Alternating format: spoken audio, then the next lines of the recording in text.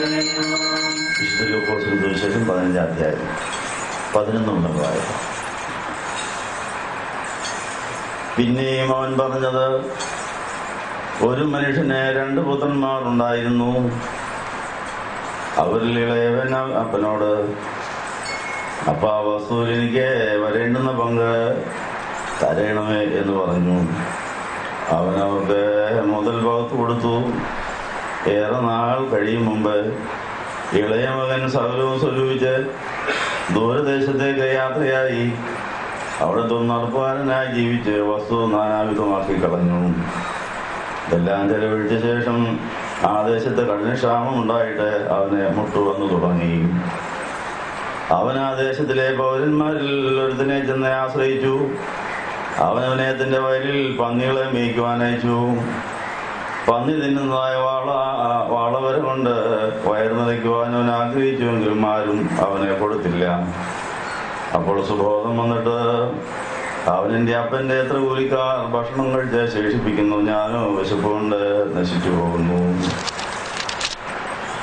ഞാൻ എഴുന്നേറ്റ് അപ്പൻ്റെ അടുക്കൽ ചെന്ന് അവനോടപ്പ, ഞാൻ സ്വർഗത്തോടും നിന്നോടും പാപം ചെയ്തിരിക്കുന്നു. ഇനി നിന്റെ മകനെന്ന പേരിനെ ഞാൻ യോഗ്യനല്ല. നിന്റെ കൂലിക്കാരിൽ ഒരുതിനെ പോലെ നീ ആക്കണമേ എന്ന് പറയും എന്ന് പറഞ്ഞു. അങ്ങനെ അവൻ എഴുന്നേറ്റ് അപ്പൻ്റെ അടുക്കൽ പോയി. ദൂരത്തുനിന്ന് തന്നെ അപ്പൻ അവനെ കണ്ടു. മനസ്സലിഞ്ഞ് ഓടിച്ചെന്ന് അവൻ്റെ കഴുത്ത് കെട്ടിപ്പിടിച്ച് അവനെ ചുംബിച്ചു. മകനവനോടപ്പാ, ഞാൻ സ്വർഗത്തോടും നിന്നോടും പാപം ചെയ്തിരിക്കുന്നു. ഇനി നിന്റെ മകനെന്ന് വിളിക്കപ്പെടുവാൻ യോഗ്യനല്ല എന്ന് പറഞ്ഞു. അപ്പൻ തന്റെ ദാസന്മാരോട്, വേഗം മേൽത്തരമായ അങ്കി കൊണ്ടുവന്ന് ഇവനെ ധരിപ്പിക്കുകയും ഇവന്റെ കൈക്ക് മോതിരവും കാലിന് ചെരുപ്പും ഇടുവിക്കുകയും തടിപ്പിച്ച കാളക്കുട്ടിയെ കൊണ്ടുവന്ന് അറക്കുകയും നാം തിന്ന് ആനന്ദിക്കുക. ഈ എൻ്റെ മകൻ മരിച്ചവനായിരുന്നു, വീണ്ടും ജീവിച്ചു, കാണാതെ പോയിരുന്നു, കണ്ടുകിട്ടിയിരിക്കുന്നു എന്ന് പറഞ്ഞ് അങ്ങനെ ആനന്ദിച്ച് തുടങ്ങി. ലൂക്കോസിന് സുവിശേഷം 15-ാം അധ്യായത്തിന്റെ 24-ാമത്തെ വാക്യത്തിൽ 2 പേരുടെ ആനന്ദം തുടങ്ങിയ കാര്യം അവിടെ എഴുതിയിരിക്കുന്നു. ഒരു സ്വല്പ സമയം ഇരിക്കാം. നമുക്ക് ആനന്ദം തുടങ്ങണമെന്നും ആനന്ദം നിലനിൽക്കണമെന്നും അത് നിത്യതയിൽ നിത്യമായി ആസ്വദിക്കാൻ സാധിക്കണമെന്നും കർത്താവ് ആഗ്രഹിക്കുന്നു. നമ്മളെല്ലാവരെയും ഇപ്പോഴും സന്തോഷിപ്പിക്കാൻ കർത്താവ് ആഗ്രഹിക്കുന്നു. നമ്മളിന്ന് വായിച്ചു കേട്ടതായ ഫിലിപ്പ് ലേഖനത്തിൽ അപ്പോസ്തലനായ പൗലോസിലൂടെ ഫിലിppe സഭയ്ക്ക് കൊടുത്ത സന്ദേശം എപ്പോഴും കർത്താവിൽ സന്തോഷിക്കണമെന്ന്, എപ്പോഴും നമ്മൾ സന്തോഷിക്കണം, ആനന്ദിക്കണം, സുഖമായിരിക്കണം എന്നാണ് കർത്താവിൻ്റെ ആഗ്രഹം. നമ്മുടെ എല്ലാ ബന്ധുമിത്രാദികളുടെയും ആഗ്രഹം തന്നെയാണ്. പഴയ കാലങ്ങളിൽ എഴുത്തെഴുതുമ്പോൾ അവസാനത്തെ ആശംസ, അവിടെ എല്ലാവർക്കും സുഖം തന്നെ, അവിടെ അപ്രകാരം വിശ്വസിക്കുന്നു, സ്വസ്ഥം. അപ്പം ഞങ്ങൾക്ക് സുഖം, നിങ്ങൾക്കും സുഖം, ഞങ്ങൾക്ക് സന്തോഷം, നിങ്ങൾക്ക് സന്തോഷം, അങ്ങനെ ആയിരുന്നാൽ മതി. ദുഃഖം വല്ലാണ്ട് വലിയ സങ്കടവുമാണ്. അപ്പൊ ഈ പറഞ്ഞതിൻ്റെ അർത്ഥം, നമ്മൾ ആഗ്രഹിക്കുന്നതും കർത്താവ് ആഗ്രഹിക്കുന്നതും സ്വർഗം ആഗ്രഹിക്കുന്നതും ഇത് തന്നെയാണ്. എപ്പോഴും കർത്താവിൽ സന്തോഷിക്കണം. പക്ഷെ എന്തായി സന്തോഷം ഇല്ലാത്തത്? എന്താ ദുഃഖം മാറാത്തത്? ദുഃഖം അപ്രതീക്ഷിതമായി വരുന്നത് എന്താണെന്നുള്ളത് തിരിച്ചറിയണം. ഈ വേദഭാവം വായിച്ചതിന് ഒരു പ്രത്യേക ഉദ്ദേശമുണ്ട്. നമ്മൾ പെന്തിക്കോസ്ത് പെരുന്നാളിന് വേണ്ടി ഒരുങ്ങുകയാണ്. സ്വർഗ്ഗാരോഹണ പെരുന്നാളിന് തയ്യാറാകുകയുമാണ്. പെന്തിക്കോസ്ത് പെരുന്നാളിൽ പരിശുദ്ധാത്മാവിൽ നിറയുമ്പോൾ കൃഷി ചെയ്ത് വിളയിക്കുന്ന ഒരു ഫലമാണ് സന്തോഷം, ആനന്ദം എന്ന് പറയുന്നത്. കൃഷി ചെയ്തെടുക്കേണ്ട സാധനത്തിന്റെ വിത്ത് മാത്രം കയ്യിലിരുന്നാൽ ഫലം കഴിക്കാനൊക്കെ പോകും. വാഴയുടെ വിത്ത് നമ്മുടെ കയ്യിലുണ്ട്, വാഴപ്പഴം കഴിക്കാനൊക്കെ പോകും. നമ്മുടെ ഗതികേട് ഇത്, നമ്മുടെ കയ്യിലെല്ലാം വാഴ വിത്തുണ്ട്, പക്ഷെ അത് വെച്ചിട്ടുമുണ്ട്, പക്ഷെ ഒന്നും കൊലയ്ക്കുന്നില്ല. കൊലത്താൽ അത് ഒടിഞ്ഞു പോകുന്നു, അത് മൂക്കുന്നില്ല, പൊട്ടായി പോകുന്നു. ഈ പ്രശ്നം പരിഹരിക്കാൻ എന്താ മാർഗം? അപ്പൊ എല്ലാവരെയും സന്തോഷിപ്പിക്കാൻ വേണ്ടി, എല്ലാവർക്കും എപ്പോഴും സന്തോഷിക്കാൻ വേണ്ടി എല്ലാവർക്കും ദൈവം തന്നിരിക്കുന്ന സന്തോഷത്തിന്റെ വിത്തിന്റെ പേരെന്നാന്ന് പറയാം. സന്തോഷം വിളയിച്ചെടുക്കാൻ തന്നിരിക്കുന്ന വിത്ത് ഏതാണ്? ഏതാ വിത്ത്? ദൈവത്തിന്റെ വചനം. ദൈവത്തിന്റെ വചനമാകുന്ന പുത്രനെയാണ് പിതാവ് നമുക്ക്. ആ പുത്രൻ നമ്മളിൽ വളർന്നു വന്നാലേ പരിശുദ്ധാത്മാവിനെ നമുക്ക് കിട്ടുകയുള്ളൂ. അപ്പോൾ പിതാപുത്രന്റെയും പുത്രൻ പരിശുദ്ധാത്മാവിനെയും നമുക്ക് തന്ന് ആ പരിശുദ്ധാത്മാവ് നമ്മളിൽ 100% നിറഞ്ഞു നിന്നാലേ ഈ വിത്ത് കിളിർത്ത് വളർന്ന് കൊലച്ച് മൂത്ത് പഴുത്ത് നമുക്ക് കയ്യിലേക്ക് അടർന്നു വീഴുകയുള്ളൂ. പഴുത്ത് നിൽക്കുന്ന പഴത്തിൻ്റെ പ്രത്യേകത എന്താണ്? ഉടയക്കാരനെ കൊണ്ട് തൊട്ടാൽ മതി, അടർന്ന് കയ്യിലോട്ടങ്ങ് വീഴുക, എടുത്താൽ കഴിക്കാം, പൊളിക്കുന്ന താമസമേ ഉള്ളൂ. അപ്പം നമ്മുടെ ജീവിതത്തിൽ സന്തോഷം ഇതുപോലെ പഴുത്ത് നിൽക്കുന്ന, പാകമായി നിൽക്കുന്ന പഴക്ക പോലെ നമ്മുടെ കയ്യിലേക്ക്, നമ്മുടെ ഹൃദയത്തിലേക്ക് അടർന്ന് ഊർന്ന് വീഴേണ്ടതാണ്. അത് തുടർച്ചയായി നമുക്ക് തന്നുകൊണ്ടിരിക്കും. ഒരിക്കലും നമുക്ക് പിന്നെ ദാഹം വരാത്ത തരത്തിൽ, വിശപ്പ് വരാത്തവണ്ണം ഈ ആത്മഫലമായ സന്തോഷം അത് നദി പോലെ ഇങ്ങനെ വന്നുകൊണ്ടേയിരിക്കും. ആ സന്തോഷവും സമാധാനവും നമുക്ക് ആസ്വദിക്കാൻ സാധിക്കണമെന്നാണ് കർത്താവ് ആഗ്രഹിക്കുന്നത്. പക്ഷെ എന്തുകൊണ്ട് നമുക്ക് സാധിക്കുന്നില്ല? ആ കാര്യം നമ്മൾ അന്വേഷിച്ചുകൊണ്ടിരിക്കുന്നത്.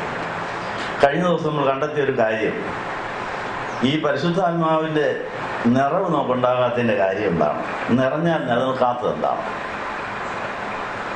അത് ഇന്നലെ കണ്ടെത്തിയ ഒരു വലിയ കാര്യം, നമ്മുടെ ജീവിതത്തിൽ പഴയ തുരുത്തിയിലാണ് പുതിയ വീഞ്ഞ് പകർന്നതെന്നുള്ളതാണ്. പഴയ തുരുത്തിയെ പുതിയ കാലത്തിന് ശേഷം മാത്രമേ പെന്തിക്കോസ്ത് പെരുന്നാൾ നമുക്ക് അനുഗ്രഹമാകുകയുള്ളൂ. എല്ലാ വർഷവും പെന്തിക്കോസ്ത് പെരുന്നാൾ നടക്കുന്നുണ്ട്. പക്ഷേ നമ്മൾ പഴയ തുരുത്തിയിലോട്ട് വീഞ്ഞങ്ങോട്ട് പകരും, പാത്രം പൊട്ടി തകരും, കാലിയായിട്ട് വീട്ടിൽ പോകും. വീട്ടിൽ ചെന്ന് അടിയായിരിക്കും. പിന്നെ പെന്തിക്കോസ്ത് പെരുന്നാൾ കഴിഞ്ഞ് അടിയുണ്ടാകാൻ സാധ്യതയുണ്ട്. കാര്യം എന്നാന്ന് ഒത്തിരി താമസിച്ച് ചെല്ലുള്ളൂ. നല്ലപോലെ വിശന്നായിരിക്കും ചെല്ലുന്നത്. അപ്പോൾ ചിലപ്പോൾ ഭർത്താവിന് വരാൻ സമയമില്ലാതെ വീട്ടിൽ കിടപ്പായിരിക്കും. അപ്പോൾ ഭാര്യ പെന്തിക്കോസ്ത് കഴിഞ്ഞ് ചെല്ലുമ്പോൾ അടിച്ച് ഓടിക്കുന്ന എവിടെ പോയി കിടക്കുമായിരുന്നു, എനിക്ക് നല്ല വിശപ്പായിരുന്നു, നല്ല ക്ഷീണമായിരുന്നു, നീ പ്രാർത്ഥിക്കാൻ പോയിച്ചോന്നിരിക്കുക, എന്നെ അപേക്ഷിച്ച് വന്നപ്പോൾ ഭയങ്കര അടിയാകാൻ സാധ്യതയുണ്ട്. അപ്പോൾ പെന്തിക്കോസ്ത് പെരുന്നാൾ കഴിഞ്ഞ് അടി വരാനും സമാധാനം ഇല്ലാതാകാനും കാരണമെന്ന് രണ്ടുപേരുടെയും ഉള്ളിൽ പഴയ തുരുത്തിയിരിപ്പുണ്ട്. പഴയ തുരുത്തി പുതുതായിട്ട് പെന്തിക്കോസ്തിക്ക് പോകാവൂ. ഇത്രയും നാളത്തെ പെന്തിക്കോസ്ത് കൊണ്ട് ഒരു ഗുണവും ഉണ്ടായില്ല. ഉള്ള തുരുത്തിയെല്ലാം പൊട്ടി കിട്ടിയെന്ന് മാത്രമേ ഉള്ളൂ. അതുകൊണ്ട് നമുക്ക് അടുത്ത പെന്തിക്കോസ്ത് എങ്കിലും പുത്തൻ തുരുത്തിയിൽ പുത്തൻ വീഞ്ഞ് പകർന്നത് കവിഞ്ഞൊഴുകി 1000 തലമുറയ്ക്ക് വരെ കവിഞ്ഞൊഴുകുന്ന അവസ്ഥയിലേക്ക് വന്നാൽ മക്കളും കൊച്ചുമക്കളും എല്ലാം കൂടി ആനന്ദിക്കാൻ സാധിക്കും. അത് പുറകോട്ടൊഴുകിയാൽ ആദാമിൻ്റെ അവയുടെയും കാലം വരെ നമ്മുടെ അപ്പൻ വഴി അമ്മ വഴിയുള്ള അപ്പന്മാർക്കും വല്യപ്പച്ചന്മാർക്കും അവർക്കും കൂടെ ഈ അനുഗ്രഹം കിട്ടിയിട്ട് കുടുംബം മുഴുവൻ രക്ഷപ്പെട്ട് ആനന്ദിക്കാൻ ഇടയാകും. കുടുംബം മുഴുവനും ആനന്ദിക്കാൻ ഇടയാകുന്ന അനുഭവത്തിലേക്ക് നമ്മളെ ആനയിക്കുവാൻ ഈ പെന്തിക്കോസ്ത് പെരുന്നാൾ മുഖാന്തരമാകട്ടെ എന്ന് ആശംസിക്കുന്നു. ഒരു ധൂർത്ത പുത്രൻ അല്ലെങ്കിൽ മുടിയൻ പുത്രന്റെ ജീവിതത്തിൽ എപ്പോഴാണ് ഈ ആനന്ദം തുടങ്ങിയത്? തനിക്കുള്ളതെല്ലാം നഷ്ടപ്പെട്ടതിന് ശേഷം പന്നിയുടെ വാളവരെയും കിട്ടാതെ, ആരും കരുണ കാണിക്കാതെ, എല്ലാ വഴികളും അടഞ്ഞ് അവൻ അപ്പൻ്റെ അടുത്ത് വന്ന് ഒരു സത്യകുമ്പസാരം നടത്തിയപ്പോഴാണ് ഈ സന്തോഷമുണ്ടായി. അപ്പോൾ ഞാൻ തെറ്റിപ്പോയി, നിന്നോടും സ്വർഗത്തോടും പാപം ചെയ്തിരിക്കുന്നു. എന്തായി മോൻ ചെയ്ത പാപം? സാധാരണ ചിന്തിച്ചാൽ വല്ല പാപം ചെയ്തോ? അവൻ അവകാശമല്ലേ ചോദിച്ചോളൂ. എൻ്റെ അപ്പൻ്റെ അവകാശം എനിക്കുള്ളത് തന്നേര്. അപ്പൻ നോ പറഞ്ഞോ? അതുമില്ല. അപ്പൻ വലിയ കാര്യത്തിൽ 2 പേർക്കുള്ള വീതിച്ചം കൊടുത്തു, ചേട്ടന് അനിയനുള്ളത് വീതിച്ചം കൊടുത്തു. എന്നാൽ ഇവൻ ചെയ്ത പാപം എന്നതാണ്. അവൻ ഈ അപ്പൻ്റെ കൂടെ അന്നേരം സന്തോഷിക്കാനത്തോ? വസ്തു അവിടെ കിടപ്പുണ്ട്, വീട് അവിടെയുണ്ട്, അമ്മ മരിച്ചെന്നേ ഉള്ളൂ, ചേട്ടനേ ഉള്ളൂ. അപ്പോൾ ചേട്ടനും അനിയനും അപ്പനും ഉള്ള ഒരു വീട്ടിൽ, ആ വീട്ടിൽ സമ്പത്തുകളുണ്ട്, വേലക്കാരുണ്ട്, അവ ചെന്ന് ശേഷിപ്പിക്കുന്ന സമൃദ്ധിയുണ്ട്. എന്നിട്ട് എന്തുകൊണ്ട് ഈ മോന് സന്തോഷം കിട്ടിയില്ല? അതാ വിഷയം. അതേ വീട്ടിൽ തന്നെ വന്നാൽ ഇപ്പം സന്തോഷം തുടങ്ങിയിരിക്കുന്നത്. ഇപ്പം എന്നതാ? വീതം പോയി അവൻ്റെ കയ്യിൽ. അവൻ്റെ വീതം പോയി, അവൻ്റെ അവകാശം പോയി, അവൻ്റെ ആരോഗ്യം പോയി, അവൻ്റെ മാനം പോയി, എല്ലാം പോയി. ഒരു ശകലം ജീവനുണ്ട്, ചത്തില്ലെന്നേ ഉള്ളൂ. ജീവശവമായി വന്ന് കയറിയപ്പോൾ ഇവൻ്റെ കണക്കൊന്നും ചോദിക്കാതെ അപ്പൻ സ്നേഹം കൊണ്ട് കാണിച്ചു. അവനെ കെട്ടിപ്പിടിച്ചു. കുളിച്ചവനല്ല, നാറുന്നവനാ, വേർപ്പ് നാറുന്നവനാ. ചില വേർപ്പ് നാറിയ ഭാര്യമാർക്ക് പോലും ഭർത്താക്കന്മാരെ അറപ്പാം. ചില കള്ള് നാറിയാൽ മതി, ചില വേർപ്പ് നാറിയാൽ മതി, വൃത്തികേടെന്ന് പറയും. ചിലരൊക്കെ ഭർത്താക്കന്മാരുടെ വസ്ത്രം അലക്കുന്നതിന് മടിയായിട്ട് കോലയെ തോണ്ടി ഇതിനകത്തോട്ട് ഇടുമെന്നറിയാം, വാഷിംഗ് മെഷീനകത്തോട്ട്. കൈകൊണ്ട് പോലും തൊടാൻ അത്രയ്ക്ക് അറപ്പും വെറുപ്പും ഉള്ളവരുണ്ട്. ഞാൻ പറഞ്ഞതിൻ്റെ അർത്ഥം. അപ്പം അങ്ങനെയാണെങ്കിൽ ഈ സ്നേഹമുള്ള അപ്പച്ചൻ ഈ മദ്യത്തിൻ്റെയും മയക്കുമരുന്നിൻ്റെയും വേർപ്പിൻ്റെയും ദുർഗന്ധത്തിൻ്റെ എല്ലാം മദ്യത്തിൽ കെട്ടിപ്പിടിച്ച് അങ്ങ് ഉമ്മ കൊടുത്തെന്നാണ് പറയുന്നത്. ഇതെങ്ങനെ സാധിക്കും? ഈ അപ്പൻ്റെ സ്നേഹം ഇപ്പം ഉണ്ടായതാണോ? നേരത്തെ ഉള്ളതാ. അവൻ ഈ വീട്ടിൽ എത്ര കൊല്ലം താമസിച്ചതാണ്. ഈ അപ്പൻ്റെ സ്നേഹം അവൻ അന്നേരം തന്നെ മനസ്സിലാക്കാൻ പോകാൻ സാധിക്കാറില്ല. അന്നേരം അപ്പൻ്റെ സ്നേഹമുണ്ട്. അവൻ എന്നാലും എന്തുകൊണ്ട് സന്തോഷം കിട്ടിയില്ല? നമ്മൾ ചിന്തിക്കേണ്ട കാര്യം. അപ്പൊ അവൻ ഉണ്ടായിരുന്നെല്ലാം പോയി കിട്ടി. അവന് ക്ഷാമവും മൂത്തു. ഒരു ബോധം വന്നു എന്നാ പറയുന്നത്. ബോധം വർദ്ധിച്ചപ്പോഴാണ്, അയ്യോ എൻ്റെ അപ്പനത്ര നല്ല അപ്പനാണ്, എൻ്റെ വീടത്ര നല്ല വീടാണ്, അത് സ്വർഗമായിരുന്നല്ലോ, ഞാനാണല്ലോ കുഴപ്പക്കാരൻ, എൻ്റെ ധാരണകൾ തെറ്റിപ്പോയി, എൻ്റെ കണക്കൂട്ടിൽ തെറ്റിപ്പോയി, ഇനി എനിക്ക് വേറെ വഴിയൊന്നുമില്ല, എനിക്കിനി ആ വീട്ടിലെ മകൻ്റെ സ്ഥാനവും പോയി, ഒരു വേലക്കാരൻ്റെ എച്ചിൽ കഴിക്കുന്ന ഒരു വേലക്കാരനായാൽ മതി എന്ന് തീരുമാനിച്ചെന്ന് ക്ഷമ ചോദിച്ചു കഴിഞ്ഞപ്പോൾ അപ്പനവന് സദ്യ കൊടുക്കുന്നു. അവൻ സന്തോഷം അനുഭവിച്ചു തുടങ്ങിയെന്നാണ് പറയുന്നത്. അങ്ങനെ സന്തോഷത്തിൻ്റെ ഒന്നാം ഉത്സവം, രണ്ടാം ദിവസം രണ്ടാം ഉത്സവം, അങ്ങനെ നാളുതോറും ജയോത്സവമായി വഴി നടത്തുന്ന ദൈവസ്നേഹം ഈ മോൻ അനുഭവിച്ചു തുടങ്ങി. അവൻ ആ സന്തോഷത്തിന്റെ ശത്രു ആരായിരുന്നു? അവൻ തന്നെ. അപ്പം നമ്മുടെ സന്തോഷത്തിന്റെ ശത്രു നമ്മൾ തന്നെയാണ്. ഇത് മനസ്സിലാക്കുന്നത്, വേറെ ആരുമല്ല. അപ്പം നമ്മുടെ സന്തോഷത്തിന്റെയും സമാധാനത്തിന്റെയും ക്ഷേമത്തിന്റെയും ശത്രു നമ്മൾ തന്നെയാണ്. നമ്മുടെ മിഥ്യാബോധങ്ങൾ. ഈ ധൂർത്തപുത്രന് ചില മിഥ്യാബോധങ്ങളുണ്ടായിരുന്നു, അതായിരുന്നു അവന്റെ ശത്രു. ആ മിഥ്യാബോധം അവന്റെ മനസ്സിനെ ആ വീട്ടിൽ നിന്ന് അകത്തി കളഞ്ഞു. അപ്പനിൽ നിന്നകത്തി, വീട്ടിൽ നിന്നകത്തി, വീട്ടിലെ സൗഭാഗ്യങ്ങളിൽ നിന്നൊക്കെ അകത്തി. അവന്റെ വിദ്യാബോധം ഈ അപ്പന്റെ നിയമവും ചട്ടവും വർത്താനവും ശരിയല്ല, എനിക്കൊരു സ്വാതന്ത്ര്യമില്ല, ഞാനൊരു അടിമയാണ്, എന്നെ എപ്പോഴും വഴക്ക് പറയുന്നു, അവരുടെ സന്ധിക്കുമ്പോൾ വീട്ടിൽ വരണമെന്ന് പറയുന്നു, അത് പറയുന്നു, ഇത് പറയുന്നു, ഒരു സ്വസ്ഥതയില്ല. അങ്ങനെയാണ് ഇയാളുടെ വീട്ടിൽ നിന്ന് പോയാലല്ല, ആരും എന്നെ നിയന്ത്രിക്കാത്ത, ഞാൻ പറയുന്നില്ല അംഗീകരിക്കുന്ന കൂട്ടുനാട്ടെ കൂടെ പോയി ഒരു പഞ്ചനക്ഷത്ര ഹോട്ടലിലേക്ക് പോയി മദിരാശിയും മദ്യവും ഒക്കെ ആയി അങ്ങോട്ട് കഴിയാമെങ്കിൽ സ്വർഗമാണെന്ന് അവൻ വിചാരിച്ചു. അവൻ്റെ കണക്കുകൂട്ടിലതാ. ഇനി തടസ്സം അനുസരിച്ച് പൈസ ഇല്ലെന്ന് മാത്രമേ അവിടെ ഈ വസ്തു ലിക്വിഡ് കാഷാക്കി മാറ്റുക. ഏതാ വസ്തു അവിടെ കിടപ്പുണ്ട്, അതിനെ മുഴുവൻ കാഷാക്കി പോക്കറ്റിലാക്കി കഴിഞ്ഞാൽ ആഗ്രഹങ്ങളെല്ലാം സാധിക്കും, ആരും തടസ്സം പറയാനും ഇല്ല. അവന്റെ വിചാരം ഈ ആഗ്രഹങ്ങളെല്ലാം കൂടെ സാധിച്ചു കഴിഞ്ഞാൽ സ്വർഗം ഇങ്ങോട്ട് വരുമെന്നായിരുന്നു അവൻ്റെ വിചാരം. വന്നോ? ആ മിഥ്യാബോധം മാറാൻ എന്തൊക്കെ പോകേണ്ടി വന്നു? ജോലി പോകേണ്ടി വന്നു, ആരോഗ്യം പോകേണ്ടി വന്നു, എല്ലാവരുടെയും സ്നേഹം പോകേണ്ടി വന്നു, ആഗ്രഹങ്ങളൊന്നും സാധിക്കാത്ത പാപ്പരത്വത്തിലേക്ക് നീങ്ങി. ആ ദാരിദ്ര്യാവസ്ഥ അവൻ അന്നേരെ വന്നു കിട്ടിയത് വലിയൊരു ഭാഗ്യമാണ്. കഴിഞ്ഞ ദിവസം നമ്മളൊരു വേദഭാഗം വായിച്ചു. ഈ ദാരിദ്ര്യാവസ്ഥയെക്കുറിച്ച് ബോധം വന്ന് മരിച്ചു കഴിഞ്ഞാൽ ധനവാന്റെ ഇല്ലാത്ത ഇന്നലെ വായിച്ചു. അവിടുത്തെ കുഴപ്പമില്ല, ജീവിച്ചിരുന്നപ്പോൾ ഈ ക്ഷാമം വന്നില്ലെന്നുള്ളതാണ്. അപ്പം നമുക്ക് എത്രയും നേരത്തെ ക്ഷാമം വന്നു കിട്ടുന്നത് വലിയ ഭാഗ്യമാണ് കേട്ടോ. ക്ഷാമം രോഗം വന്ന ഉടനെ മാറുകയല്ല വേണ്ടത്, സുബോധമാണ് അതിൽ കൂടെ പ്രാർത്ഥിക്കേണ്ടത്. അപ്പൊ ക്ഷാമോ രോഗമോ ശത്രുതയോ എന്തെങ്കിലും ഉണ്ടായാലും അത് മാറാനല്ല പ്രാർത്ഥിക്കേണ്ടത്. കർത്താവേ ഇപ്പൊ കിട്ടുന്ന ബോധം വല്ലതും ഉണ്ടെങ്കിലും തരണം. ആ സുബോധം പ്രാപിക്കാമെങ്കിൽ അന്നേരം തന്നെ സ്വർഗത്തിലെ പിതാവിന്റെ കൂടെ ആനന്ദിക്കാൻ സാധിക്കും. അപ്പോൾ ധനവാന്റെ ലാസറിന്റെ അമ്മയിൽ ധനവാൻ വെള്ളം കിട്ടാത്തിടത്ത് എത്തിയത് മരിച്ചതിന് ശേഷമാണ്. അതുപോലെ നല്ല സുഖമായിരുന്നു. അവൻ സുഖിച്ചു, പുളച്ചു, ആനന്ദിച്ചു, പട്ടുമത്തയിൽ കിടന്നു, ആഡംബരത്തോടെ ജീവിച്ചു. പക്ഷെ പ്രാണൻ എങ്ങോട്ട് പോയി? പാതാളത്തിൽ. അതവൻ അറിഞ്ഞോ? അപ്പം നമ്മുടെ പ്രാണൻ ഇപ്പം എങ്ങോട്ട് പോകുന്ന ആർക്കെങ്കിലും വല്ല ബോധമുണ്ടോ? പെന്തിക്കോസ്തിക്ക് മുമ്പ് നമ്മുടെ പ്രാണൻ മുഴുവനും ഉയർത്തെഴുന്നേറ്റിനുള്ളിൽ എത്തിയാലേ പെന്തിക്കോസ്തി ഉണ്ടാവുള്ളൂ. ആ നിർബന്ധം വല്ലവർക്കുണ്ടോ? എൻ്റെ ജനിച്ച മിനിറ്റ് മുതലുള്ളതായ പ്രാണൻ പാതാളത്തിലാണോ സ്വർഗത്തിലാണോ? സ്വർഗത്തിലാണെങ്കിൽ അത് പുത്രന്റെ മാറിൽ കാണണം. ആ പുത്രന്റെ മാറിൽ എത്തുന്ന പ്രാണന് മാത്രമേ ആത്മാവിൽ നിന്ന് നമ്മുടെ ശരീരത്തിലേക്ക് വന്ന് നമുക്ക് ആനന്ദം തരാൻ കഴിയുള്ളൂ. പരിശുദ്ധാത്മാവിന്റെ ഫലമാണ് ആനന്ദം. വേറൊരു വസ്തുക്കൾക്കും അത് തരാൻ കഴിവില്ല. പരിശുദ്ധാത്മാവ് തന്നാൽ അതിരിക്കും. എന്തൊക്കെ ഇല്ലാതായാലും പരിശുദ്ധാത്മാവ് ഇല്ലാതായാൽ മതി നമുക്ക് സന്തോഷത്തിൽ നിന്നും സാധിക്കാൻ കഴിയുന്ന കാര്യം ഓർപ്പിക്കണം. അപ്പോൾ ഈ മുടിയൻ പുത്രൻ ആനന്ദിച്ചു തുടങ്ങിയത് അവന്റെ വിദ്യാബോധം മാറി, അവന്റെ ഉള്ള ആരോഗ്യവും പോയി, ഉള്ള മാനവും പോയി, എല്ലാം പോയി കഴിഞ്ഞ് അപ്പന്റെ സ്നേഹം തിരിച്ചറിഞ്ഞപ്പോൾ അവൻ ആനന്ദിച്ചു തുടങ്ങി. അത് സൗജന്യമായി കിട്ടിയ ആനന്ദമാണ്. അവനൊരു ക്രെഡിറ്റും പറയാനില്ല. ഞാനുള്ളതെല്ലാം കളഞ്ഞു വിളിച്ചു. ഈ ബോധം നമുക്ക് ഇന്നേ വേണമെങ്കിൽ വാങ്ങിക്കാൻ സാധിക്കും. ഉള്ളതെല്ലാം കളയുന്നിടം വരെ, ഉള്ളതെല്ലാം പോകുന്നവരെ കാത്തിരിക്കണമെന്നില്ല. ഇപ്പോൾ തന്നെ നോമ്പും ഉപവാസവും പ്രാർത്ഥനയും കൊണ്ട് സാധിക്കുന്ന കാര്യം കൃത്രിമമായി തന്നെ ഈ ക്ഷാമം വരുത്തി.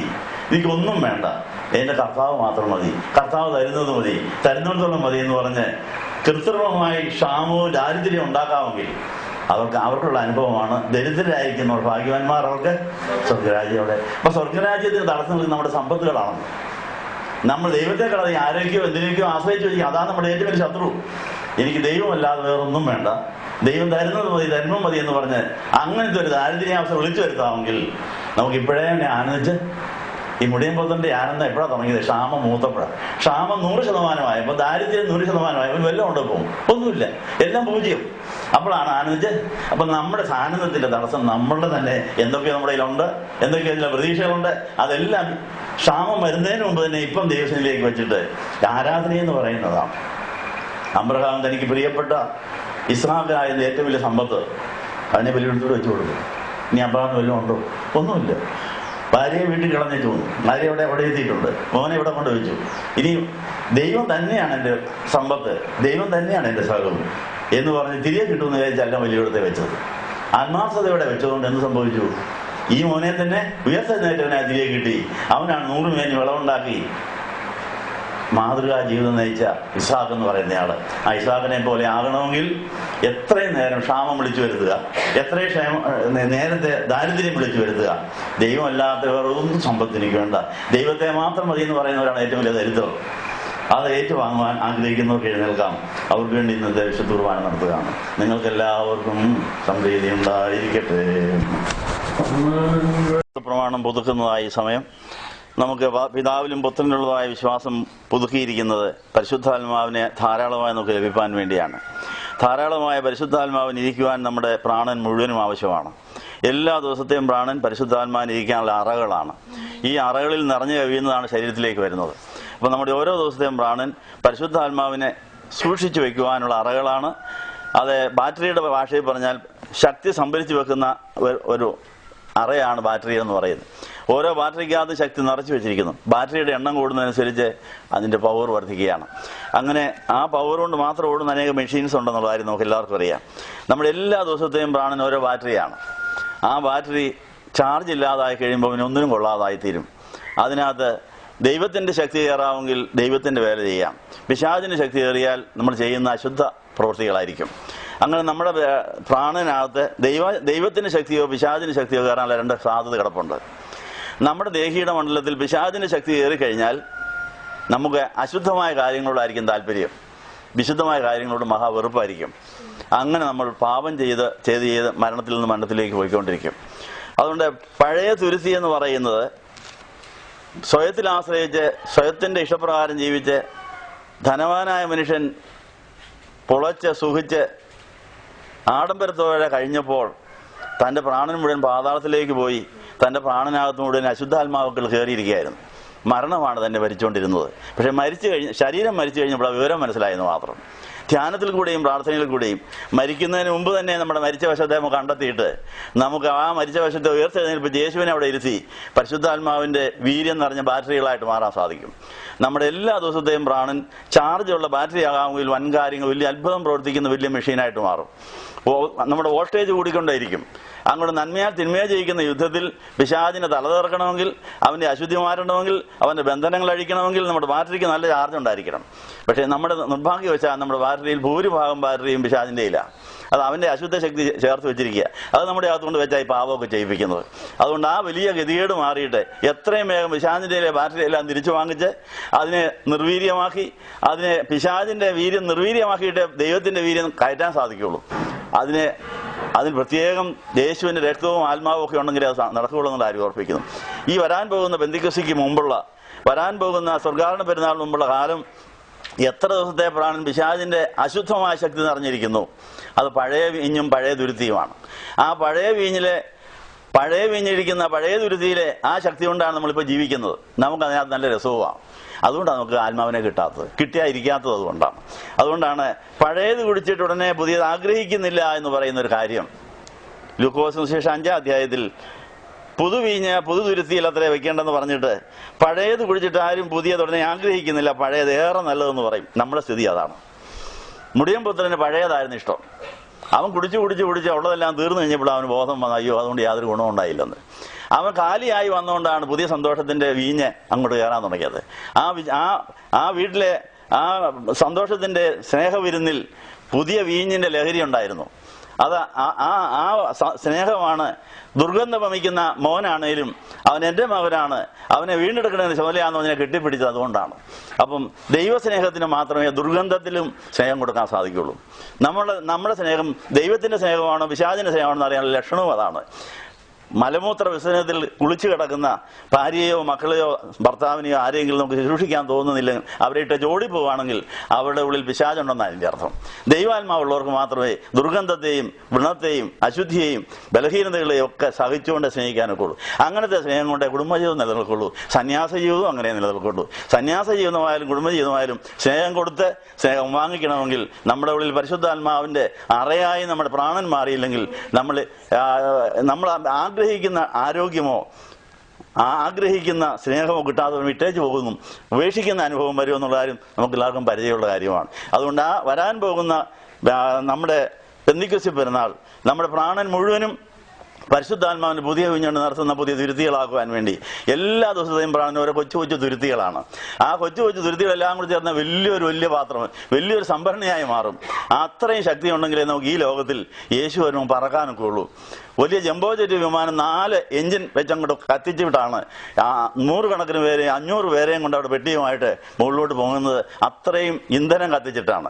പരിശുദ്ധാത്മാവിന്റെ ഇന്ധനം കൊണ്ട് നമ്മുടെ പ്രാണൻ നിറഞ്ഞെങ്കിൽ മാത്രമേ പിശാചും ഈ ലോകത്തുള്ളത് നമ്മളെ താഴോട്ട് പഠിക്കുമ്പോൾ അവരെ തെറിപ്പിച്ചുകൊണ്ട് മുകളിലേക്ക് കുതിച്ചു വാഞ്ഞ് കല്യാണ മണ്ഡപത്തിൽ എത്തണമെങ്കിൽ 100% പ്രാണനും 100% ബന്ധുക്കോസ്തും ഉണ്ടാകണം.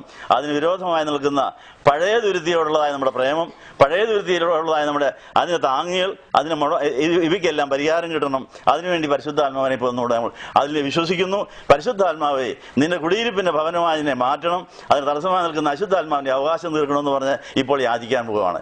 സഹോദരി സഹോദരങ്ങളെ, മാതാക്കളെ, ഗുരുക്കന്മാരെ ഞങ്ങളോട് ക്ഷമിക്കണം. ഈ കുർബാന അംഗീകരിക്കപ്പെടാൻ എല്ലാവരും ഞങ്ങൾക്ക് വേണ്ടിയും പ്രാർത്ഥിക്കണം. സ്വല്പസമയം ഇരിക്കാൻ.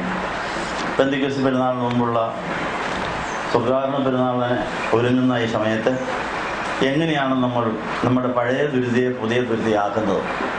അത് നമ്മൾ എന്തെല്ലാം കാര്യങ്ങൾ ശ്രദ്ധിക്കണം എന്നുള്ള കാര്യം ചിന്തിക്കുകയാണ്. ഈ പഴയ ദുരിതയെക്കുറിച്ചും പുതിയ ദുരിതയെക്കുറിച്ചും കർത്താവ് പറഞ്ഞ സാഹചര്യം ലൂക്കോസിന് സുവിശേഷം 5-ാം അധ്യായം 33 എന്നുള്ള ഭാഗത്തുണ്ട്. ആ ഭാഗം നമ്മൾ വായിച്ചുകൊണ്ട് നമ്മൾക്ക് ഇന്ന് എത്ര ശതമാനം പഴയ ദുരിതയും ഉണ്ടെങ്കിലുണ്ട്, എത്ര ശതമാനം പുതിയ ദുരിതയായിട്ടുണ്ട് എന്നൊക്കെ തിരിച്ചറിഞ്ഞിട്ട് നമുക്ക് പുതിയ ദുരിതയായിട്ട് പരിശുദ്ധാത്മാവിൽ നിറയുവാൻ ഇനി എന്താണ് ചെയ്യേണ്ടത്, അത് ഏതെല്ലാം കാര്യങ്ങൾ നമ്മൾ അനുഷ്ഠിക്കാനുണ്ടെന്നുള്ള കാര്യം പഠിപ്പിക്കുവാൻ തക്കവണ്ണം കർത്താവ് ഉപവാസത്തെക്കുറിച്ച് പറയുന്ന പശ്ചാത്തലത്തിലാണ് ഈ കാര്യം പറയുന്നത്. ഇങ്ങനെയാണ് ആ ഭാവം എഴുതിയിരിക്കുന്നത്. ലൂക്കോസ് 5-ാം അധ്യായത്തിൻ്റെ 33-ാം വാക്യത്തിൽ അവർ അവനോട്, യോഹന്നാന്റെ ശിഷ്യന്മാർ കൂടെ ഉപവസിച്ച് പ്രാർത്ഥന കഴിച്ചു വരുന്നു, പരീശന്മാരുടെ ശിഷ്യന്മാരും അങ്ങനെ തന്നെ ചെയ്യുന്നു, നിന്റെ ശിഷ്യന്മാരോ തിന്നുകയും കുടിക്കുകയും ചെയ്യുന്നു എന്ന് പറഞ്ഞു. യേശു അവരോട്, മണവാളൻ തോഴ്മക്കാരോടുകൂടി ഉള്ളപ്പോൾ അവരെ ഉപവാസം ചെയ്യിക്കുവാൻ കഴിയുമോ? മണവാളൻ അവരെ വിട്ടുപിരിയുന്ന കാലം വരും, അന്ന് ആ കാലത്ത് അവർ ഉപവസിക്കുമെന്ന് പറഞ്ഞു.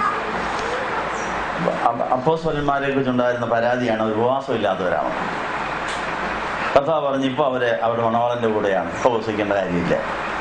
3.5 കൊല്ലക്കാലം സ്വർഗീയ മണവാളനായ യേശുവായിട്ട് വിവാഹ നിശ്ചയം കഴിഞ്ഞ ശേഷം ആ മണവാളനോടൊത്ത് അവർ സ്നേഹിക്കാൻ പഠിക്കുകയും വചനം പഠിക്കുകയും ഒക്കെ ചെയ്യുന്ന അവരുടെ പഴയ തുരുത്തിയെ പുതിയ തുരുത്തിയാക്കുവാൻ വേണ്ടി ഈ സ്വർഗീയ മണവാളൻ അവരുടെ പ്രാണന്റെ വീണ്ടെടുപ്പിന് വേണ്ടി അവരെ കൊണ്ടു നടക്കുന്ന സമയമായിരുന്നു. എന്നാൽ എപ്പോഴാണ് പിന്നെ അവർ ഉപവസിക്കാൻ തുടങ്ങിയതെന്നുള്ള അതിനകത്ത് സൂചനയുണ്ട്. സ്വർഗാരോഹണ പെരുന്നാൾ കഴിഞ്ഞ് 10 ദിവസം അവർ ശരിക്കും ഉപവസിച്ചു. സ്വർഗാരോഹണ പെരുന്നാൾ വരെ അവരുടെ മണവാളൻ അവരുടെ കൂടെ ഉണ്ടായിരുന്നു. 11 പേർക്ക് മാത്രമേ ആ മണവാളനെ കാണാനും മണവാളൻ സ്വർഗത്തിലേക്ക് എടുക്കപ്പെടുന്ന കണ്ട് ഹൃദയങ്ങൾ തുറക്കപ്പെട്ട് വചനം ഗ്രഹിക്കാൻ ബുദ്ധി തുറക്കപ്പെട്ട് അവരുടെ തുരുത്തി മുഴുവൻ പുതുതാക്കാൻ വേണ്ടി കർത്താവ് 10 ദിവസം അവർക്ക് കൊടുത്തു. ഈ പറഞ്ഞ വചനം അവർക്ക് ഓർമ്മ വന്നു. ഇപ്പോൾ കർത്താവ് അന്ന് പറഞ്ഞ വചനം ഇപ്പം മണവാളൻ ഞങ്ങളെ പിരിഞ്ഞത് സ്വർഗത്തിലേക്ക് പോയിരിക്കുന്നു. ഇപ്പം ഞങ്ങൾ ഒറ്റയ്ക്കായി. ഇനി കാര്യത്തിനായ പരിശുദ്ധാത്മാവ് വരുന്നവരെ ഈ മണവാളനും പരിശുദ്ധാത്മാവും പിതാവും ഒക്കെ അവിടെ ഒരു അകലം വന്നിരിക്കുക. എന്തിനാണ് ഈ അകലം വെച്ചത്? തിന്മയുടെ അവകാശം കയറി എടുത്തുകൊണ്ട് പോകുമെന്ന് പറഞ്ഞാൽ നമ്മൾ വിട്ടുകൊടുക്കുകയായിരുന്നു. ഇത് നിങ്ങൾ അറിഞ്ഞിരിക്കണം. നമ്മൾ പാപം ചെയ്ത് പിശാചിന് നമ്മളെ വിൽക്കുകയാണ്. പാപം ചെയ്ത് നമ്മുടെ പ്രാണനെ പാതാളത്തിലേക്ക് കളയുകയാണ്. അത് പരിശുദ്ധാത്മാവിനെ നിറയ്ക്കുന്ന യേശുവിൻ്റെ മാറിലേക്ക് പോകുന്ന പ്രാണനാകണമെങ്കിൽ ഈ പിശാചിന് വിൽക്കപ്പെട്ടതായ പ്രാണൻ വാങ്ങിച്ച ആളുടെ കൊതിതീരെ നീ ഉപയോഗിച്ചോളാൻ പറയും. നിന്റെ കൊതിതീരെ ഞാൻ ഉപയോഗിക്കും, എന്നിട്ട് നിന്റെ അവകാശം തീരുന്നിടം വരെ ഞാൻ കാത്തിരിക്കുക. അവകാശം തീരുന്നതിന് ഞാൻ എൻ്റെ രക്തം തന്നേക്കാം, വേറെ ജീവികളെയും തന്നേക്കാം. ഈ വിലപേശലിന് ശേഷം വാങ്ങിച്ചവൻ നമ്മളെ ഉപേക്ഷിക്കുന്ന സമയം വരും. ഞാൻ എടുക്കേണ്ടതെല്ലാം എടുത്തു, എനിക്ക് കിട്ടേണ്ടതെല്ലാം കിട്ടി, ഇനി നമ്മളുമായിട്ട് ഇടപാടൊന്നുമില്ല എന്ന് പറഞ്ഞ് അവൻ നമ്മളെ ഉപേക്ഷിക്കണം. അപ്പം നമ്മൾ വിചാരിച്ച് നമ്മളെ വിറ്റ സ്ഥിതിക്ക് തിരിച്ച് കർത്താവിൻ്റെ പേരിലേക്ക് തന്നെ ആധാരം മറിച്ചെഴുതാൻ നമുക്ക് ഒത്തിരി ചിലവാണ്. നിസാര വിലയ്ക്ക് നമ്മുടെ വസ്തു ആർക്കെങ്കിലും വയ്ക്കാം. പക്ഷെ കുറച്ച് ദിവസം കഴിയുമ്പോൾ നമുക്ക് തിരികെ വാങ്ങിക്കണമെങ്കിൽ അവൻ്റെ വിധം മാറും. നമ്മൾ കൊടുത്ത വിലയ്ക്കല്ലായിരിക്കും, അവൻ ചോദിക്കുന്നതോളം വില കൊടുത്തെങ്കിലേ അത് തിരികെ കിട്ടുള്ളൂ. അത്രയ്ക്ക് അത്യാഗ്രഹിയായ പിശാച് വളരെ നിസ്സാരമായ വിലയ്ക്ക് നമ്മളെ വിലയ്ക്ക് വാങ്ങിച്ചുകൊണ്ടിരിക്കുക. നമുക്ക് താൽക്കാലിക സുഖം മതിയല്ലോ, താൽക്കാലികമായ നേട്ടം മതിയല്ലോ. ആ ബലഹീനതയെ ചൂഷണം ചെയ്തുകൊണ്ട് ഒരു പഴത്തിനാണ് ഹവ്വ നമ്മളെല്ലാവരും വിറ്റത്. കണ്ടാൽ കൊള്ളാവുന്നൊരു പഴം തിന്നുന്ന രസം ഒന്ന് ആസ്വദിക്കാൻ വേണ്ടി ആ ആസ്വാദനത്തോടുകൂടെ ഹവ്വായുടെ ആ പഴം നിന്ന ആദാമും കൂടെ കൂടി മനുഷ്യാദ്യം ഇവിടെ പിശാചിന് വിൽക്കുകയായിരുന്നു. യെശയ്യാ 50 എഴുതിയിട്ടുണ്ട്. അങ്ങനെ വിൽക്കപ്പെട്ടതായ ആ ആദാമിൻ്റെ സന്തതികളെ പിതാവായ ദൈവതമ്പുരാൻ അഗ്നി നരകത്തിനെ ഉപേക്ഷിച്ചില്ല. എനിക്ക് അവരെ തിരികെ കിട്ടിയേ മതിയാവും. അത്രയധികം സ്നേഹമുണ്ടെന്ന് ഈ പിശാചിന് മനസ്സിലായില്ല. കാരണം അവരെ അഹങ്കാരം കൊണ്ട് അവരെ കത്തിച്ച് കളയാൻ വിധിച്ച പിതാവിനെ ഇവരെയും കത്തിക്കാനായിരിക്കും മനസ്സ്. ഇവരെയും കത്തിക്കോൾ നമ്മുടെ കത്താൻ കിട്ടുമെന്ന് വിചാരിച്ചാണ് വലിയ കാലത്ത് കൊണ്ടു നടന്നത്. പക്ഷെ പിതാവായ ദൈവതമ്പുരാൻ പറഞ്ഞു, എനിക്ക് അവരെ കത്തിച്ച് കളയാൻ തോന്നുന്നില്ല, നിന്നെ കത്തിക്കും, നിങ്ങളെയൊക്കെ കത്തിക്കും. നിങ്ങൾ വേലക്കാരായിരുന്നു, പക്ഷെ ഇവരെ എൻ്റെ സ്വന്തമായിട്ട് ഞാൻ സൃഷ്ടിച്ചതാണ്. എൻ്റെ സാദൃശ്യത്തിൽ എൻ്റെ മക്കളായിട്ട് എൻ്റെ പ്രിയ മകൻ്റെ ജീവിത പങ്കാളിയാകാൻ ഇവരിൽ നിന്നാണ് ഞാൻ ആളിനെ കണ്ടിരിക്കുന്നത്. ഇവരെ എനിക്ക് കത്തിക്കാനൊക്കെയില്ല. അതുകൊണ്ട് നീ എന്നാ ചോദിച്ചാലും തരാം. അത്രയ്ക്ക് എനിക്ക് അവരുടെ സ്നേഹമാണ്. അതുകൊണ്ട് അവരൊക്കെ മറുപടിയായി നീ എന്നാ ചോദിച്ചാലും തരാമെന്ന് പറഞ്ഞപ്പോൾ പിശാചുക്കളെല്ലാം കൂടി ആലോചന കൂടി, അങ്ങനെയാണ് ദൈവത്തെ നോക്കുന്നത് പറ്റിക്കണമല്ലോ. അങ്ങനെ വലിയ സ്നേഹമാണെങ്കിൽ നമ്മളെ കത്തിക്കുക, അവരെ രക്ഷിക്കുക. അങ്ങനെയാണ് ഇയാളെ ശരിക്കൊന്ന് വേദനിപ്പിക്കണം, ശരിക്കൊന്ന് കണ്ണീര് പിടിപ്പിക്കണം. എന്താ മാർഗം എന്നാ? അവർ ചോദിക്കുന്ന ഈ മനുഷ്യന്റെ രക്തം മുഴുവൻ വലിച്ചു കുടിച്ച് അവരെ കത്തിച്ച് കളയാൻ ഞങ്ങൾക്ക് അവകാശമുണ്ട്. ഇവരെ ദൈവം വീണ്ടും തിരികെ ചോദിക്കുകയാണെങ്കിൽ പാപം ചെയ്യാത്ത ഒരു മനുഷ്യന്റെ രക്തം ഞങ്ങൾക്ക് തരാമെങ്കിൽ വിട്ടു തന്നേക്കാം. അങ്ങനെ ഒരു മനുഷ്യൻ ഭൂമിയിൽ ഉണ്ടാവുകയില്ല. കാരണം അവർ മനുഷ്യാദ്യം മുഴുവൻ പിശാചിനെ കിട്ടിയിരിക്കുക. പിശാച് അറിയാതെ ഒരാൾക്ക് ഈ ഭൂമി ജനിക്കാനൊക്കെയായിരുന്നു.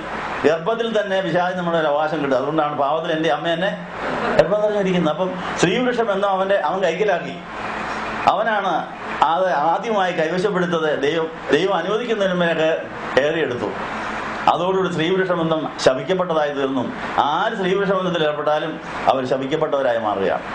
എന്നാൽ വിവാഹത്തിന്റെ സമയം ഒരു സ്ത്രീക്ക് വേദനിക്കപ്പെട്ട് താലി കെട്ടി സ്വീകരിച്ചതിന് ശേഷം അന്ന് പറയുന്നത് ഇന്നു മുതൽ ശാപമായിരുന്നു അനുഗ്രഹിച്ച് തന്നിരിക്കുന്നു. ഏത് കാര്യമാണ്? സ്ത്രീവൃക്ഷബന്ധത്തിന്റെ കാര്യമാണ്. ഇതുവരെ ശാപമായിരുന്നു. ഇന്നു മുതൽ നിങ്ങൾ തമ്മിലുള്ള ബന്ധം അനുഗ്രഹമായിരിക്കും. വേറെ ആരുമായിട്ട് ബന്ധപ്പെടാൻ പാടില്ല. ഈ ഭാര്യാഭർത്തക്കന്മാർ തമ്മിലുള്ള ബന്ധം മാത്രം പുണ്യവും, അല്ലാത്ത ബന്ധങ്ങൾ മുഴുവൻ പാപമായിരിക്കും. വിലക്കിയത് ഇത്രയും കാര്യം അനുവദിച്ചിട്ടുണ്ട്. അപ്പൊ ഈ കാര്യം അവിടെ അനുവദിച്ചു കൊടുത്തത് ദൈവത്തോടുകൂടെ മാത്രമേ നിങ്ങൾ ഈ ശക്തി ഉപയോഗിക്കാവൂ, അല്ല സ്വന്തമായിട്ട് പ്രാണിയായാലും ഞാനല്ല. അതുകൊണ്ട് ദൈവം നിങ്ങളെ ആണും പെണ്ണുമായി സൃഷ്ടിച്ചു, മനുഷ്യൻ ഏകനായിരിക്കുന്ന അന്നല്ല എന്ന് പറഞ്ഞ് വിവാഹ ജീവിതത്തിലേക്ക് പ്രവേശിപ്പിച്ചാൽ ദൈവത്തോടുകൂടെ ദൈവം കൽപ്പിക്കുന്ന വിധത്തിൽ ദൈവത്തിന്റെ വചനപ്രകാരം നിങ്ങൾ ഒന്നായാൽ അവിടെ ദൈവം കൂടെ കാണും. അപ്പോൾ ദൈവത്തിന്റെ സൃഷ്ടികർമ്മം നിങ്ങളിലൂടെ തുടരും. ദൈവത്തിന്റെ സ്നേഹം കൊണ്ട് അടുത്ത തലമുറയെ സൃഷ്ടിക്കുന്ന വലിയ പദവി ദൈവം നിങ്ങളുമായി പങ്കിടാൻ പോവുക. വളരെ സൂക്ഷിച്ചാണ് കൈകാര്യം ചെയ്യാൻ. തോന്നിയാസം കാണിക്കരുത് എന്ന് പറഞ്ഞാണ് വിവാഹ ദിവസം അതുവരെ ശാപമായിരുന്നത് അനുഗ്രഹിച്ചു കൊടുക്കുന്നത്. അത് വളരെ അനുഗ്രഹകരമായി കൈകാര്യം ചെയ്താലേ അനുഗ്രഹിക്കപ്പെട്ട മക്കളുണ്ടാകും എന്നുള്ള കാര്യം ഓർപ്പിക്കുന്നു. അല്ലെങ്കിൽ കായനെ പോലെയുള്ളതുണ്ടാവും. ആദ്യം ഉണ്ടായ കായൻ പാമ്പിൽ നിന്നാണ് ഉണ്ടായത്, ദുഷ്ടനിൽ നിന്നാണ് ഉണ്ടായത്. എന്ത് സംഭവിച്ചു? അവൻ വിഷവിത്തായിരുന്നു, അവന് സഹോദരനെ കൊല്ലുന്നവനായിരുന്നു, അവന് നന്മ കാണാൻ കഴിയില്ല, അവന് ദൈവത്തോട് വിരോധമായിരുന്നു, എല്ലാവർക്കും അസൂയായിരുന്നു ഉണ്ടായത്. ഇതുപോലെയുള്ള മക്കളുണ്ടായാൽ എന്നാ ഗുണം? അതുകൊണ്ട് ഉണ്ടാകുന്ന ദൈവസന്ധത തന്നെ ആയിരിക്കണം, ദൈവത്തിന്റെ അംഗീകാരമുള്ളതായിരിക്കണം എന്ന് വിചാരിച്ച് നമ്മൾ ജീവിക്കണമെന്നുള്ള കാര്യം കൂടി ഓർപ്പിക്കുക. ഏതായാലും വിലപേശലിൽ ദൈവം തമ്പുരാൻ തീരുമാനിച്ചു നീ എന്നാ ചോദിച്ചാലും തന്നേക്കാം. ശരി, നീ ചോദിക്കുന്നത് പാപം ചെയ്യാത്ത ഒരു മനുഷ്യന്റെ രക്തം എനിക്ക് മറുപടി തരാമെങ്കിൽ ഞാൻ ഇവരെ വിട്ടേക്കാം. ദൈവം അത്രയ്ക്കൊന്നും മെനക്കെടുകയെന്നാണ് വിചാരിച്ച് ദൈവത്തിനെ കൊണ്ട് മനുഷ്യന്റെ രക്തം ഉണ്ടാക്കാൻ പോകും. ദൈവമല്ലേ? ദൈവം തമ്പുരാൻ പറഞ്ഞ ഞാൻ തന്നെ മനുഷ്യനാകാൻ പോവാം. ഞാൻ മനുഷ്യനായി പാപമില്ലാതെ ജനിച്ച് പാപമില്ലാതെ വളർന്ന് നല്ല ആരോഗ്യം ഉണ്ടായതിനു ശേഷം രക്തം മുഴുവൻ ഊരി തരും, ഞാനൊരു പാപം ചെയ്യുകയില്ല. ഇതെങ്ങനെയാണ് കാണിക്കുന്നതെന്ന് അത് ചുമ്മാ പറഞ്ഞാന്നാ അവൻ്റെ വിചാരം. ഏതായാലും വാക്ക് പറഞ്ഞു, സ്ത്രീയുടെ സന്തോഷ സർപ്പത്തെ തലയെ ചതിക്കും. അതുകൊണ്ട് ഈ അവ്വായുടെ ഒരു കൊച്ചുമോളിൽ തന്നെ ഞാൻ കയറും, പാപമില്ലാതെ കയറും, പാപമില്ലാതെ ജീവിക്കും, പാപയ്ക്ക് വേണ്ടി മരിച്ച് രക്തം മുഴുവൻ ഊറ്റിത്തരും. അപ്പം ആധാരം എഴുതാൻ റെഡിയായിരിക്കണം. അങ്ങനെയാണ് യേശു കാൽവറി ക്രൂശിൽ രക്തം മുഴുവൻ ഊറ്റിക്കൊടുത്തു. ഇനി ബാക്കിയൊന്നും ഇല്ലെന്ന് കാണാൻ വേണ്ടിയാണ് മരിച്ചെന്ന് വിചാരിച്ചു കുത്തിയപ്പോൾ പിന്നെയും വെള്ളവും രക്തവും. അതിൻ്റെ അർത്ഥം എന്നാ? കർത്താവ് രക്തം മുഴുവൻ കൊടുത്തു, പിന്നെ ഉണ്ടായ രക്തം കൂടെ കൊടുത്തു, പിന്നെ ബാക്കി വെള്ളം ഉണ്ടായിരുന്നുള്ളതും കൊടുത്ത തെളിവാണ്. അപ്പോൾ വാക്ക് പാലിച്ചിരിക്കുന്നു. കോൺട്രാക്ട് അനുസരിച്ച് ഇനിയും മനുഷ്യന്റെ മേൽ അവകാശം പറയാൻ സാധ്യമല്ല. ഞാൻ അവരെ വിലയ്ക്ക് വാങ്ങിയിരിക്കുകയാണ്, നിന്നെ ഞാൻ കത്തിച്ചു കളയും, ഇവരെ ഞാൻ രക്ഷിക്കുമെന്ന് പറയും. ഇനി നമ്മൾ നമ്മുടെ ഇഷ്ടപ്രകാരം ഇവൻ്റെ കൂടെ പോയാൽ ആരാ ഉത്തരവാദി? എന്തൊരു കഷ്ടമായിരിക്കും കേട്ടോ. അതുകൊണ്ട് യേശുവിന്റെ രക്തത്തിൽ ആശ്രയിച്ചുകൊണ്ട് എല്ലാ പാപപ്രവൃത്തികളോടും എല്ലാ പാപ ആസക്തികളോടും യാത്ര പറഞ്ഞ് എനിക്ക് എൻ്റെ യേശു മതി, അവനെന്നെ വിലയ്ക്ക് വാങ്ങിച്ച ഞാൻ അവൻ്റെ വകയാണ്, ഞാൻ അവന് വേണ്ടി ജീവിക്കേണ്ടതാണ്. അങ്ങനെ യേശുവിലായാൽ പുതിയ സൃഷ്ടിയാകും. പുതിയ സൃഷ്ടിയാണ് പുതിയ ദുരിതിയായിട്ട് മാറുന്നത്. എഴുതിക്കോ, 2 കൊരിന്ത്യർ 5-ാം അധ്യായത്തിൽ, ഒരുവൻ ക്രിസ്തുവിലായാൽ ആ ക്രിസ്തുവിലാകേണ്ടത് പ്രാണനാണ്. ഇപ്പൊ ക്രിസ്തുവിലാകാൻ സാധിക്കുന്നത് പ്രാണന് മാത്രമാണ്. ശരീരത്തിന് ഇപ്പോഴാകാനൊക്കെ ഇല്ല. പരിശുദ്ധാത്മാവ് കയറിയിരിക്കുമ്പോൾ ശരീരം കൂടി ആവും. ആദ്യം ആത്മാവിനെ വഹിച്ചുകൊണ്ട് ഉയർത്തെഴുന്നേറ്റ് സ്വർഗ്ഗാരോഹണം ചെയ്തിരിക്കുന്നു. നമ്മുടെ ആത്മാക്കൾ സ്വർഗ്ഗാരോഹണം ചെയ്തു കഴിഞ്ഞു. ഓരോ ദിവസത്തെയും പ്രാണന് വചനപ്രകാരം ജീവിച്ച് യേശുവിന് കൊടുക്കുമ്പോൾ ആ യേശുവിന്റെ മാറിൽ എത്തിച്ചേരുന്ന പ്രാണൻ പുതിയ ദുരിതിയായി പുത്രന്റെ മാറിൽ കാണും. അങ്ങനെ പുതിയ ദുരിതിയായി വീണ്ടെടുക്കപ്പെടുന്ന പ്രാണനുള്ളിൽ മാത്രമേ പുതിയ ആത്മാവിനെയും പുതിയ വീഞ്ഞിനെയും പകരാനൊക്കെ ഉള്ളൂ. പഴയ ദുരിതിയിൽ പഴയ ആത്മാവ് കാണും. ആ പഴയ ആത്മാവ് ദുരാത്മാവായിരിക്കും. അതിനെ വചനം അനുസരിക്കാൻ കഴിവില്ല. അത് മദ്യം കുടിക്കുമ്പോൾ ഒരാൾ മതയാനിയെ പോലെ അങ്ങ് ആവുക. മദ്യപാനിയായിരിക്കുന്ന ഒരാൾ ദൈവരാജ്യത്ത് കേടുകയെന്ന് പറയാൻ കാരണം എന്താ? മദ്യം പിശാച് അവകാശമുള്ള സാധനമാണ്. അതുകൊണ്ടാണ് അത് കഴിക്കുന്നവരുടെ ബോധം മറയുന്നു. ആ ബോധം കെടുത്തിയിട്ട് അവന് പിശാചിന്റെ ഇഷ്ടങ്ങളെല്ലാം സാധിപ്പിക്കുന്നു. മുറിവുകളും ചതവുകളും ശാപങ്ങളും ദോഷങ്ങളുമായി മാറുന്നു. ദൈവരാജ്യം അവർ അന്യരായി തീരുകയാണ്. അതുകൊണ്ട് പുതിയ വീഞ്ഞു കുടിച്ചാലേ പുതിയ നിയമത്തിന്റെ പരിശുദ്ധ പുതിയ നിയമത്തിന്റെയും പുതിയ രാജ്യത്തിന്റെയും പുതിയ വീഞ്ഞിന്റെയും അവകാശിയായി തീരുന്നവർക്കാണ് നന്മ ചെയ്യാനുള്ള ശക്തി ലഭിക്കുന്നുള്ള കാര്യം ഓർപ്പിക്കുന്നു. കർത്താവ് ഉപവാസത്തെക്കുറിച്ച് പറഞ്ഞ കാര്യം, മണവാളൻ അവരെ അനുഗ്രഹിച്ച് ഹൃദയം തുറന്ന് ബുദ്ധിയും തുറന്നതിന് ശേഷം മുകളിലേക്ക് അങ്ങ് പോയി. ഒരു വേർപാടിൻ്റെ അകൽച്ചയുണ്ടായി. കർത്താവ് സ്വർഗ്ഗാരോഹണം ചെയ്ത് മറഞ്ഞു, കണ്ണിന് മറഞ്ഞു, ഇനി കാണാനൊക്കുന്നില്ല.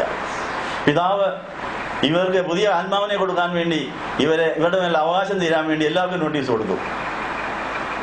ഈ 11 പേര് അവരുടെ സാക്ഷ്യം കേട്ട് 120 പേര് ഒന്നിച്ച് കാത്തിരിക്കുകയാണ്. 120 പേര് 10 ദിവസത്തേക്ക് ഉപവാസമായിരുന്നു. ആ 10 ദിവസം അവരെന്തെല്ലാം യേശുവിനെ കൂടാതെ അല്ലെ ദൈവത്തെ കൂടാതെ ചെയ്തു അതെല്ലാം അതിനോട് യാത്ര പറഞ്ഞു. അവർ ദരിദ്രരായി തീർന്നു. അക്ഷരാർത്ഥത്തിൽ 100% ദരിദ്രരായി. അവരുടെ വീടിനെയും നാടിനെയും കൂടിനെയും എല്ലാം ഉപേക്ഷിച്ച് ഈ 120 പേര് ഒരു മാളികയുടെ മുകളിലോട്ട് കയറി താഴത്തെ വാതിലും അടച്ചു. ആരും ഒന്ന് മുട്ടിയാലും തുറക്കുകയില്ല. എല്ലാവരുമായുള്ള ബന്ധം ഉപേക്ഷിച്ചു.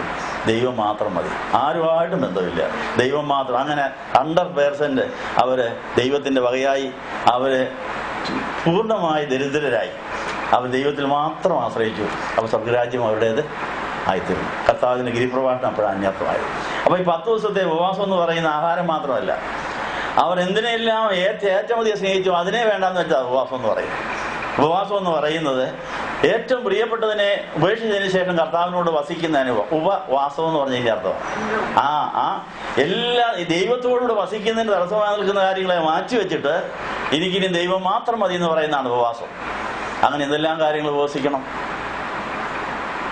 സൈബർ ഉപവാസം എന്ന് പറഞ്ഞു കഴിഞ്ഞാൽ സൈബർ ഉപവാസം. മൊബൈൽ ഫോൺ കൊണ്ട് നടക്കുന്നവര് ഉപവസിക്കുന്ന സമയത്ത് നമ്മൾ ഓഫ് ചെയ്യുക. ഏതാ TV-യുടെ മുമ്പിലിരിക്കുന്നവര് ഇന്റർനെറ്റ് ഇരിക്കുകയും ഇനിന്ന് വേണ്ട, കർത്താവ് എന്നോട് സംസാരിച്ച് കഴിഞ്ഞാൽ മതി എന്ന് ഓഫ് ചെയ്യുക. എന്താ കഴിഞ്ഞ 3-4 ദിവസമായിട്ട് ഒത്തിരി ഇമെയിൽ വന്ന് കിടപ്പുണ്ട്. ഒത്തിരി ഫേസ്ബുക്കിൽ ഒത്തിരി പേർക്ക് മറുപടി കൊടുക്കാണ്ട്. ഞാൻ കർത്താവിനോട് ചോദിച്ചു, നോ, കട്ട് ചെയ്തേക്കാൻ പറഞ്ഞു. 5-6 ദിവസമായിട്ട് ഞാൻ തുറന്നു നോക്കിയിട്ടേ ഇല്ല. ഒത്തിരി ഇമെയിൽ വന്ന് കിടപ്പുണ്ട്. ഫേസ്ബുക്കിൽ ഒത്തിരി പേരുടെ നോട്ടീസുകൾ കിടപ്പുണ്ട്. ഒന്നും ഇപ്പൊ നോക്കണ്ട, അവിടെ ഇട്ടേക്കാൻ പറഞ്ഞു. അതാ ഉപവാസം. എന്താ? അപ്പൊ നമ്മൾ ഏറ്റവും പ്രിയപ്പെട്ട ബന്ധങ്ങൾ, ഏറ്റവും പ്രിയപ്പെട്ട ഇടപെടലുകൾ, സാധനങ്ങൾ മുതലായവ യേശുവിന് വേണ്ടി മാറ്റിവെക്കുന്നതാണ് ഉപവാസം. അങ്ങനെ നമ്മൾ എല്ലാവരെക്കാളും ദൈവത്തെ സ്നേഹിക്കുന്നു തെളിച്ചു കഴിഞ്ഞാൽ കർത്താവ് അനുഗ്രഹിച്ച് തിരിച്ചു തരുന്നത് മാത്രം മതി എന്നുള്ള കാര്യം ഓർമ്മിക്കും. ഈ പറഞ്ഞ കാര്യം അങ്ങനെ നമ്മൾ ഉപവസിക്കാൻ പഠിച്ചെങ്കിൽ മാത്രമേ പഴയ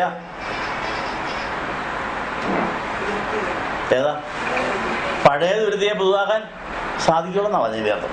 അപ്പൊ ശിഷ്യന്മാരുടെ ഉപവാസത്തെ കുറിച്ച് പറഞ്ഞ കാര്യം അവർ സ്വർഗാരോഹണ പെരുന്നാൾ മുതൽ പെന്തിക്കോസ്ത് വരെ 10 ദിവസം എന്നൊന്നും പറഞ്ഞില്ല കർത്താവ്. ശക്തി ലഭിക്കുവോളോ 10 ദിവസമായപ്പോഴത്തേക്ക് അവർ കാലിയായി. അവർക്ക് താല്പര്യമുള്ളവർ മുഴുവൻ പോയി. അവർക്ക് ദൈവമല്ലാതെ വേറെ ആരും ഇല്ലാതായി. അവർ കാലിയായി, ശരിക്കും ദരിദ്രരായി. എന്നാ ഇപ്പം നിറയ്ക്കാമെന്ന് വിചാരിച്ചു. അപ്പോൾ ആ 100% അവർ പുതിയ തുരുത്തിയായി കഴിഞ്ഞപ്പോൾ പുതിയ തുരുത്തിയിലേക്ക് പരിശുദ്ധാത്മാവ് വന്ന് നിറഞ്ഞ് കവിഞ്ഞൊഴി. ഈ അനുഭവം.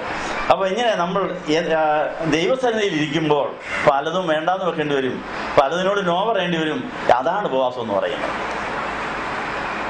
അബ്രഹാമിന്റെ ഉപവാസം എന്നായിരുന്നു? തന്റെ പുത്രനെ കൊണ്ട് വെല്ലുവിടുത്ത് വെച്ചത് ഉപവാസം. എന്റെ ഏറ്റവും പ്രിയപ്പെട്ട പുത്രൻ തന്റെ വെല്ലുവിടുത്തിരിക്കുന്നു. പുത്രനും ആ കൂടെ ഉപവസിച്ചു. അപ്പച്ച, ദൈവമല്ലേ എന്നെ തന്നത്, ഞാൻ പൊക്കോളാം, ഞാൻ ചത്തോളാം കർത്താവിന് വേണ്ടി. ഇനി വേണേ അവനെ ഉയർപ്പിക്കാൻ കഴിയുള്ളതല്ലേ വേറെ കൊച്ചിനെ ഇനി തരരുതോ? 100ാമത്തെ വയസ്സ് കൊച്ചിനെ തരാമെങ്കിൽ ഇനി തരരുതോ? എത്ര വയസ്സിലുള്ള തരാം? ആ ഒരു വിശ്വാസം രണ്ടുപേർക്കുണ്ടായിരുന്നുകൊണ്ടാണ് അബ്രഹാം വിശ്വാസികളുടെ പിതാവായി പോയത്. അപ്പൊ അതുകൊണ്ട് ഉപവാസത്തെ കുറിച്ചുള്ള ചോദ്യത്തിന്റെ മറുപടിയായിട്ടാണ് ഈ കാര്യം.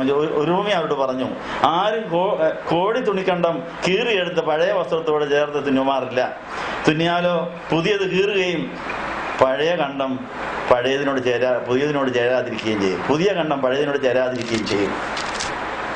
ആരും പുതു വീഞ്ഞ് പഴയ തുരുത്തിയിൽ പകരാറില്ല. പകർന്നാൽ പുതിയ വീഞ്ഞ് തുരുത്തിയെ പൊളിച്ച് ഒഴുകിപ്പോകും, തുരുത്തിയും നശിച്ചു പോകും. അപ്പൊ നമ്മുടെ ഇതുവരെയുള്ള തുരുത്തി കിട്ടിയ വീഞ്ഞും എല്ലാം പോയി. ഇനി അടുത്ത മെയ് മാസം 5-ാം തീയതി സ്വർഗാരോഹണ പെരുന്നാൾ കഴിഞ്ഞുള്ള സമയം കഴിവുള്ളിടത്തോളം ഉപവസിക്കുക. ഏതെല്ലാം കാര്യം വെളിപ്പെടുത്തി വെക്കണമെന്ന് ചോദിക്കുക. എൻ്റെ യേശു മാത്രം മതിയെന്ന് പറഞ്ഞ് കാത്തിരിക്കാമെങ്കിൽ ഇവിടെ നടക്കാൻ പോകുന്ന പെന്തിക്കോസ്ത് പെരുന്നാളിൽ പുതിയ വീഞ്ഞ് പുതിയ ലഹരിയിൽ കിട്ടാൻ ആഗ്രഹിക്കുന്നവർക്ക് എഴുന്നേൽക്കാം. അവർക്ക് വേണ്ടി ഇപ്പോൾ പ്രാർത്ഥന നടത്തുകയാണ്.